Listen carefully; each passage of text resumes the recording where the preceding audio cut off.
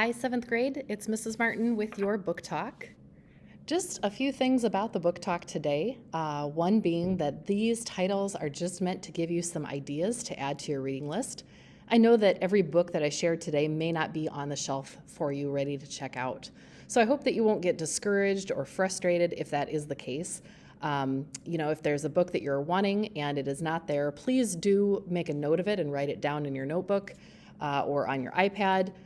Plan to place a hold on the book if it's something that you'd like to check out immediately, and we'll try to get that to you as soon as we can. Otherwise, this is just meant to give you ideas about genres that you might want to read or authors that you might want to take a look at as well. On each slide, just some reminders about how I do these book talks. There will be the cover of the book and the title and author, as well as some pictures, sometimes book trailers to give you ideas about what the book is about.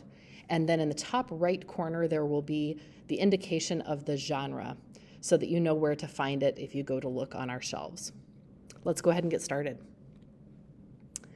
The first book I'm sharing today is Fake Blood by Whitney Gardner, and it is a graphic novel. In this story, it's the beginning of the new school year. AJ's our main character, and he feels like everyone is changing except for him. I don't know if any of you can relate to that, but I know for a lot of middle school students, it often feels that way at the beginning of a school year. You come back, maybe other people have had seemingly pretty exciting summer adventures, and to you, maybe it feels like, I don't know, my summer was okay, but nothing too great. That's how AJ's feeling. And he's also feeling like his crush Nia is paying zero attention to him. The big problem in this story is that Nia only has eyes for vampires. She only wants to date a vampire. Well, the problem is AJ isn't one. AJ and Nia, though, are paired up for a group project where they're going to research Transylvania, and he thinks this could be his big chance. He can dress up like the vampire of her dreams. Well, things get even more complicated, and I'll let you read the graphic novel to find out why. Fake Blood by Whitney Gardner, a really fun read. Our second one in fantasy is the first of a series, Bad Girls Don't Die by Katie Allender. Alexis has what she feels to be a pretty dysfunctional life as a high schooler. Friends aren't getting along, her parents' marriage is kind of falling apart, and her doll-crazy 12-year-old sister is driving her crazy. Things are, though, not just driving her crazy and being stressful. It seems like life is becoming actually a little bit dangerous. Casey, Alexis's younger sister, is acting stranger than ever before. It's not that Casey is just, kind of into dolls. It's that she's using old-fashioned language, words that people wouldn't use today. She loses track of chunks of time. She, seemingly has conversations that she forgets about, and even her eyes seem to change colors at different points. Well, their old house that they live in seems to be changing as well. Doors open and close by themselves. Sometimes there's water boiling on the stove when no one's been in the kitchen for hours. Weird stuff. Alexis wants to think it's all in her head, but the more and more that continues to happen, both with the house and with her sister, she wonders if Casey maybe is not her sister exactly anymore. If you like a story that brings in that supernatural aspect, check out Bad Girls Don't Die. It's perfect for this time of year. For something on the lighter, funnier, quicker read side, Wonkenstein by Obert Sky is great. If you've read every single Diary of a Wimpy Kid, if you've read all the Dogman and Big Nate books back in elementary school, this is a fun series to take a look at, and I'm going to show you the trailer to learn more.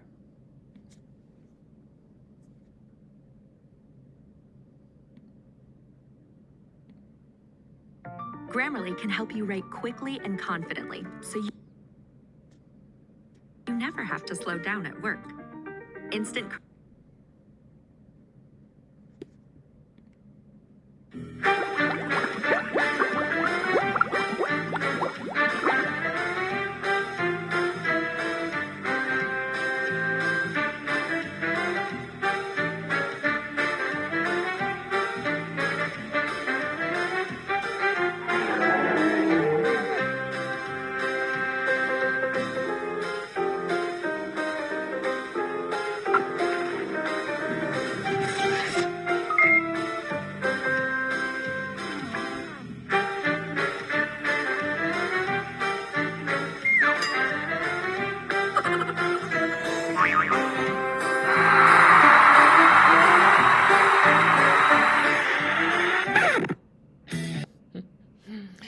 So if you like a funny story, again, with lots of those illustrations, similar to Diary of a Wimpy Kid, this is about a kid whose room, his closet, I guess, especially, is such a giant mess that actually a creature has been created from that mess.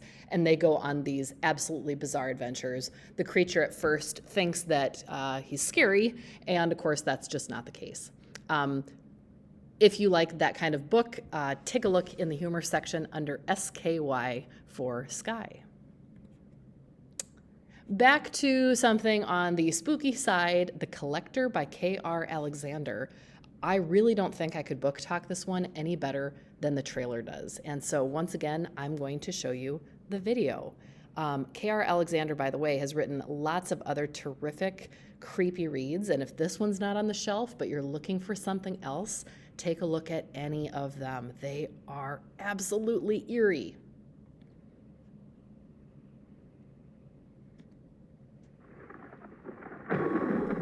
When we moved in with Grandma Jeannie, something just didn't feel right. And she had these rules. 1, never leave your windows open after dark. 2, no dolls in the house. And 3, never, ever go near the house in the woods. Josie. Look for The Collector at your Scholastic Book Fair. It's looking for you. Ooh, that one always gives me the creeps. And I'm realizing I had 2 books today that had something to do with dolls. Sorry about that.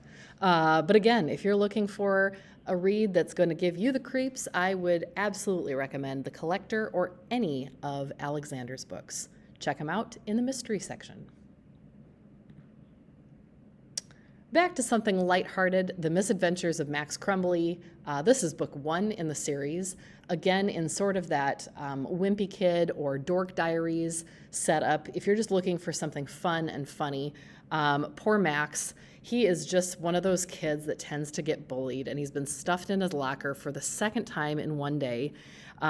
He dreamed of being a superhero when he came to middle school. He'd been homeschooled for 7 years, and starting up here in I think in 7th grade maybe, or 8th grade. Anyway, he dreamed that he was going to be this kind of great hero at his school, and unfortunately it's been the exact opposite. And he's ended up, after Doug the Thug discovered Max is quite the victim and can be somebody who can be bullied and pushed around. Poor kid. Well, Max ends up getting stuck in his locker again. And oh shoot, everyone has left for a 3-day weekend with Max trapped inside his locker.